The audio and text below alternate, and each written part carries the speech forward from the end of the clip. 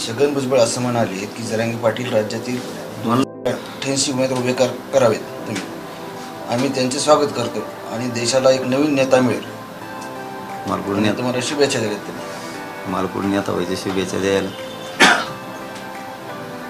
ते बोललं त्याला तर दमत नाही का त्याच्यावर नाही देण देत मी आता.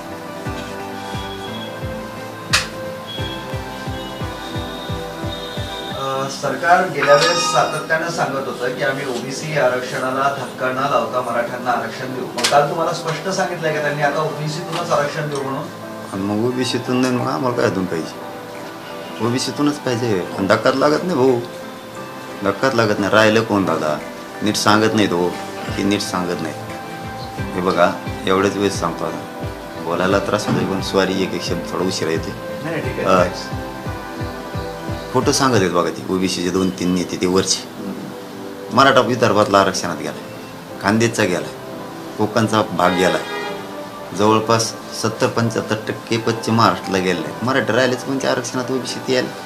आता नोंदीत काही गेलेत, कशाला विरोध करता? माझा तर सल्ला आहे, सल्ला देणं इतका मोठा मी नाही, पण माझं म्हणणं आहे त्यांना की तुम्ही उलट मराठ्यांच्या बाजूने व्हायला पाहिजे. ओबीसीच्या नेत्याने राहिलेले घेऊन टाकले आनंदात, असे जाणारच आहेत. आनंदात घेऊन टाकले तर आपले समाजसुद्धा चांगले राहतील. तुम्ही विरोध केला तरी मराठी आज चाललेतच. त्यामुळे ओबीसीतूनच घेणार आहे, त्याच्याशिवाय सुट्टीच नाही, सुट्टीच नाही. नसता मराठा समाजाची बैठक घेऊन 1 महिन्याच्या नंतर आम्ही डिसिजन ठरवणार आहे 288 द्यायचे का 288 पाडायचे का आपले द्यायचे. सगळ्या जाती धर्माची बैठक घेणार आहे चांगली मोठी.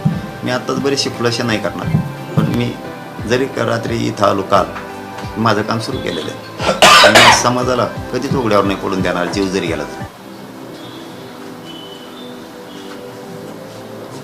तुमच्या जीवनावर एक चित्रपट येत आहे, संघर्ष योद्धा म्हणून. तो आज राज्यभर प्रदर्शित होणार आहे. नाही त्याच्यात नाही जीव. पहिल्यापासून मी त्यांनाही सांगितलं होतं की मग त्या पिक्चरात काही जीव नाही बाबा, माझा आरक्षणात जीव आहे, मला ही लढाई लढवायची. त्यांना पण शुभेच्छा. त्यांनी आज पिक्चर लावला आहे माझ्या टाकीला, त्यांना मनापासून शुभेच्छा. पण माझं सगळं ध्येय, माझं सगळं लक्ष मराठा आरक्षणाकडे.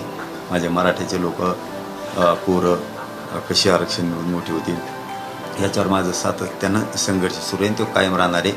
मी जरी वेळ देतो सरकारला तरी समाजाचा हित डोळ्यासमोर ठेवूनच देतो. 2 पावलं मागं सरकतो, 10 पावलं पुढं जातो. मी मात्र आरक्षण ओबीसीतून घेण्यापासून हटू शकत नाही आणि तिथून पुढं सुद्धा विधानसभेचा जो शब्द दिलेला आहे त्याच्यातून हटणार नाही.